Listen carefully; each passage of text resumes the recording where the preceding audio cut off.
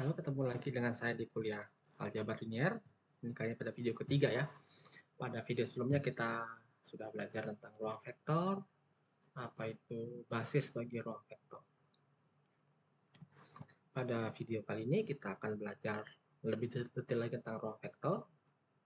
Oke, basisnya adalah suatu subhimpunan dari ruang vektor yang membentuk struktur matematika sendiri ya. Dan matematika itu adalah ruang vektor sendiri ya. Dan itu kita namakan subruang ya. Jadi kalau kita punya V ruang vektor atas lapangan F, sekali lagi lapangan F ini dalam kuliah kita masih dibatasin di lapangan bilangan real atau lapangan bilangan kompleks. Dan kita punya S subhimpunan dari V yang tak hampa, ya. S kita katakan subruang apabila S itu membentuk ruang vektor atas F ya, dengan operasi tambah ya dan operasi kali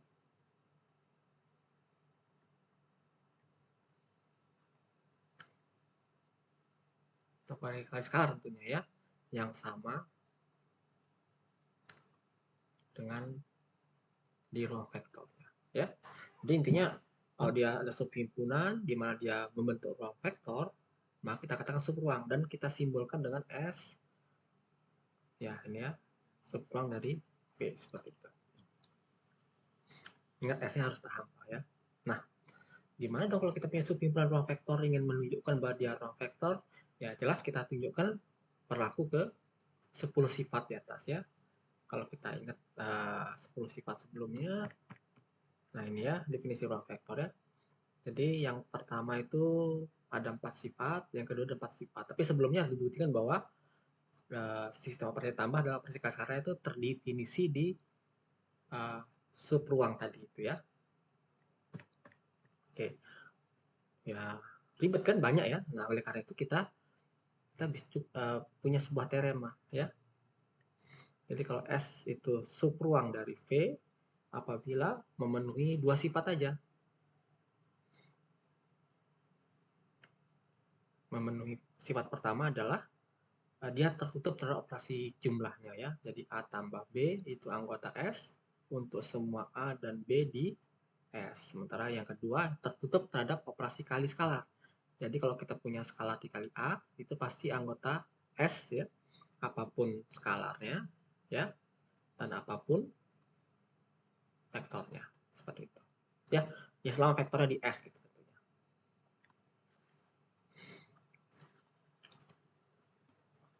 Nah, yang menarik adalah kenapa kok cuma dua syarat ini cukup untuk membuktikan semuanya. Nah, ingat ya, tertutup perjumlahan, tertutup perkalian itu otomatis membuat operasi tambah dan operasi kalinya itu terdefinisi di S, ya. Jadi tidak keluar saat, karena operasi tambahnya kan seperti ini. Tambahnya itu S cross S ke S, ya. Kalau tambahnya di sini, ya benar S cross S. Jadi kalau A, B dipetakan ke A plus B. Ya, kalau A plus dua anggota di S ditambahkan hasilnya keluar dari S ya bukan operasi lagi namanya ya.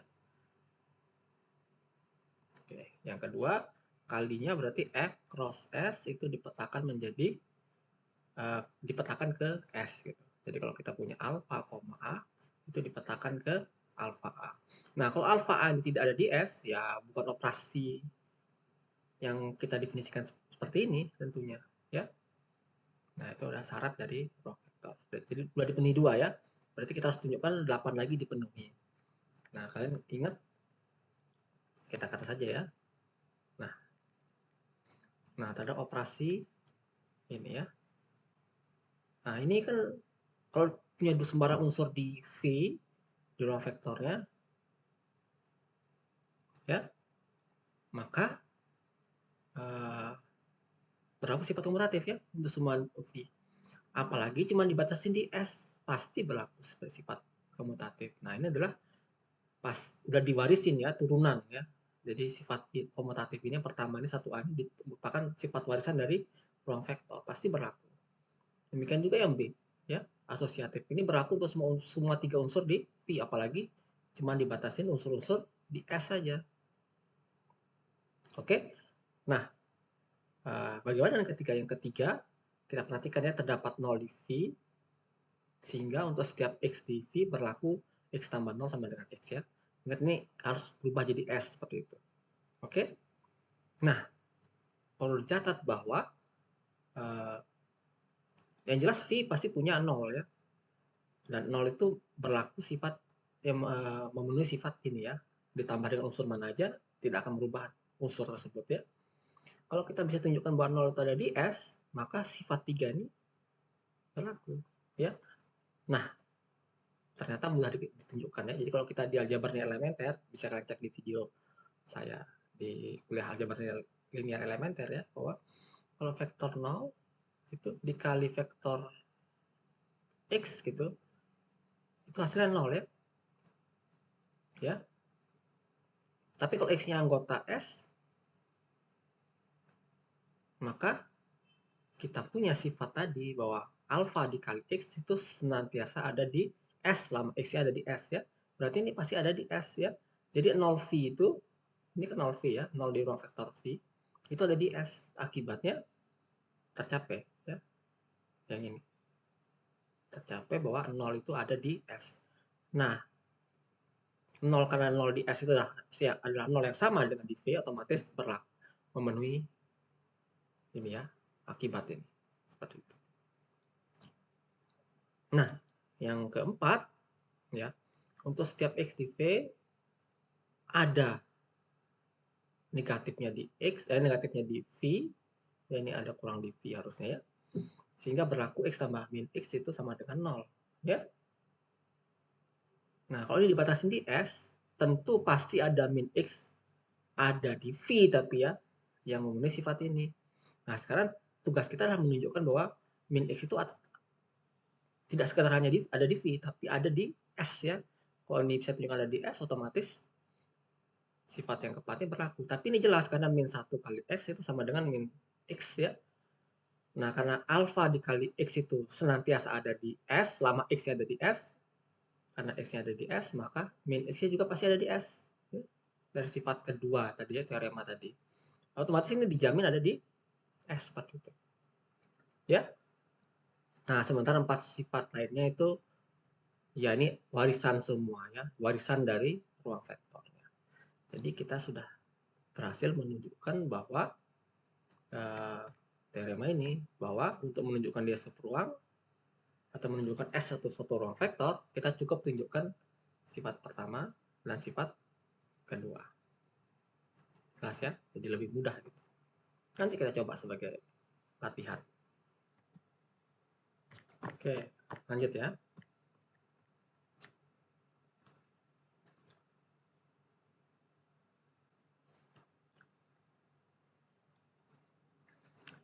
Oke, kita punya sifat berikutnya. Sifat berikutnya yaitu mengatakan bahwa kalau S itu seperuang dari I, ini berlaku jika dan hanya jika setiap kombinasi linear di S ada ya di S seperti itu. Oke. Nah, berarti nih kita buktikan dari kiri ke kanan, namun dari kanan ke kiri ya. Kita buktikan dari kiri ke kanan dulu ya, misalkan gitu. Jadi kita punya S-nya seperuang dari V. Sekarang kita tunjukkan setiap kombinasi di S ada di S ya. Oke. Jadi misalkan sigma alpha X-nya di S ini adalah suatu kombinasi linear di S sembarang ya. Kita akan tunjukkan bahwa dia juga ada di S ya. Nah, kombinasi linear, nah itu ini kombinasi tak hingga ya. Kalau kombinasi tak hingga tidak bisa kita secara aljabar tuh menuliskan jumlah tak hingga ya. Kalau kita bilang apa kombinasi serta hingga, artinya hampir semuanya 0 konstantanya kecuali sejumlah berhingga konstanta. Artinya ini sama dengan, saya tulis ya, sama dengan alfa i, xi, i-nya dari 1 sampai n misal. Ya. Dan ini sama dengan, ini kan alfa 1 x1 tambah alfa 2 x2 dan terus sampai alfa n xn. Nah, ini menurut teorema pertama kita tadi ya, yang ini. Menurut teorema ini ya, otomatis ini ada di S ya. Ini ada di S, ini ada di S, dijumlahkan juga ada di S. Jadi ini semua ada di S. Akibatnya terbukti sudah setiap kombinasi di S ada di S ya. Sekarang kita buktikan yang arah sebaliknya. Oke, nah, misalkan setiap kombinasi linear di S ada di S ya, kita akan buktikan S itu seruang. Nah, sekarang kita ambil gen A dan B ada di S. Kita tunjukkan bahwa jumlahnya ada di S ya. Nah, karena ada B ada di S, oke, ini salah ya. Karena B di S, maka ini adalah kombinasi dari S ya. Ini akan menjadi X misal gitu ya. Ini juga harusnya X ya. Jadi ini X anggota S, ini anggota S. Cuman konstantanya yang berbeda. Ya, makanya akan menjadi X ya, dengan X-nya ada di S seperti itu. Oke, kemudian dari sini kita dapat ini pasti ada di S karena dia kombinasi linear. Nah, cara serupa dengan alfa dikali sigma alfa X, oh ini harusnya X ya. Ini harusnya X ya, ini harusnya X. Jadi kalau kita ambil AB anggota S ya, itu kombinasi linear dari unsur-unsur di S, masih bentuknya seperti ini ya. Yang pertama, yang kedua seperti ini ya. Dan kalau dijumlah hasilnya seperti ini, dan ini otomatis karena setiap kombinasi linear di S pasti ada di S ya. Nah, kalau seperti ini X-nya di S ya, maka itu menjadi dengan operasi aljabar, ingat jadi alfa X seperti itu ya. Nah, ini kombinasi dari X di S juga otomatis ada di S. Nah, berdasarkan sifat 1, 2 ini, maka kita dapat A plus B ada di S, kemudian alfa dikali A ada di S. Jadi dia suatu ruang vektor. Jadi sudah kita buktikan ya. Nah, sebagai contoh, kita ingin membuktikan bahwa kalau kita punya A besar, B besar itu subruang dari V ya. Kita ingin buktikan bahwa irisannya adalah sub ruang dari V ya. Akan ditunjukkan irisannya ada di V ya. Kita gunakan teorema pertama tadi ya, bahwa kalau kita punya XY anggota A iris B, ingat ini yang ingin tunjukkan ya, akan ditunjukkan ini, jadi ini yang akan kita buktikan. Jadi kalau ini buktikan A iris B subruang, berarti kita harus ambil XY anggota B sembarang ya. Nah, karena X anggota A iris B, maka X anggota A dan X anggota B. Dan juga kita dapat bahwa Y anggota A dan Y anggota B. Ingat ini dan ini krusial ya.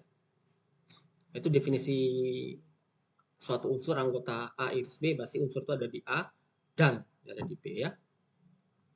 Oke, perhatikan ini, X ada di A dan Y ada di A. Kita tahu, diketahuinya ya, diketahui A dan B sepulang dari V, otomatis perkaliannya ini juga, otomatis penjumlahan di A, karena A-nya sepulang, pasti X tambah A ada di A, X tambah Y, maaf ya, X tambah Y ada di A.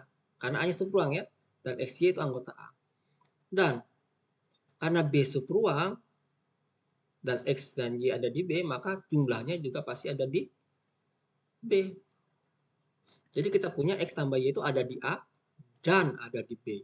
Akibatnya haruslah X tambah Y itu ada di A iris B, sesuai definisi.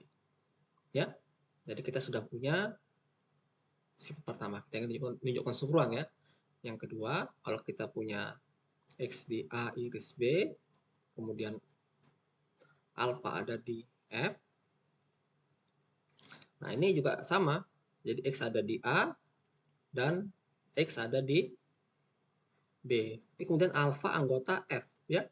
Karena apa anggota F, maka X kali alfa juga, alfa kali X adalah, dan A-nya subruang, maka alfa X ada di A, karena A-nya subruang. Dan demikiannya sama, alfa X juga ada di B, karena B-nya subruang. Karena berlaku alfa X ada di A, dan alfa X ada di B, kita punya alfa X ada di A iris B. Jadi kita sudah buktikan bahwa A iris B itu adalah subruang dari V. Ya. Contoh kedua, misal A dan B subruang dari V. Ya, kita ingin buktikan bahwa A tambah B itu ini adalah himpunan unsur-unsur A tambah B, di mana A ada di A dan B ada di B, seperti itu. Kita pengen menunjukkan bahwa AB ini adalah subruang dari V, seperti itu. Ya, langkahnya kurang lebih sama. Jadi kalau kita ambil X, Y anggota A, ini akan ditunjukkan ya. Ini diketahui.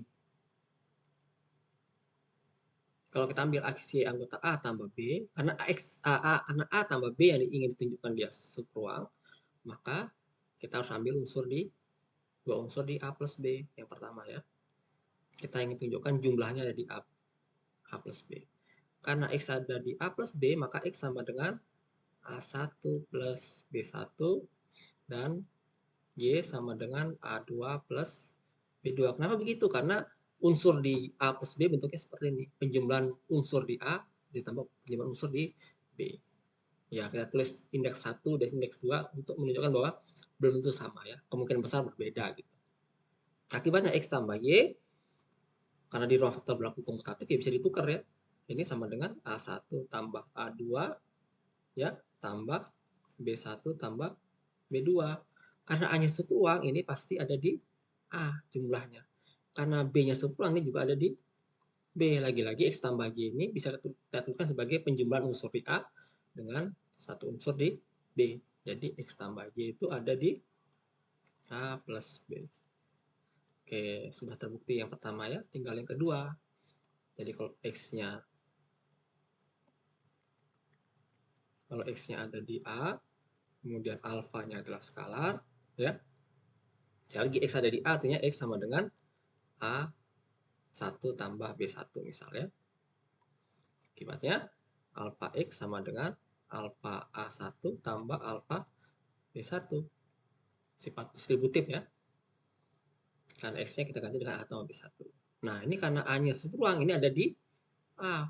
Karena B-nya subruang, ada di B. Akibatnya lagi-lagi alfa X bisa dituliskan sebagai penjumlahan unsur di A dengan satu unsur di B. Jadi akibatnya alfa X anggota A tambah B. Nah, karena berlaku kedua buah sifat ini ya, tertutup terhadap penjumlahan dan tertutup terhadap perkalian, maka kita bisa simpulkan bahwa A plus B itu subruang dari V. Jelas ya? Oke, sudah, jadi saya sudah jelaskan uh, definisi dari subruang, kemudian uh, beberapa sifat ya untuk mempermudah kita membuktikan suatu subhimpunan subruang, dan ada beberapa contoh ya.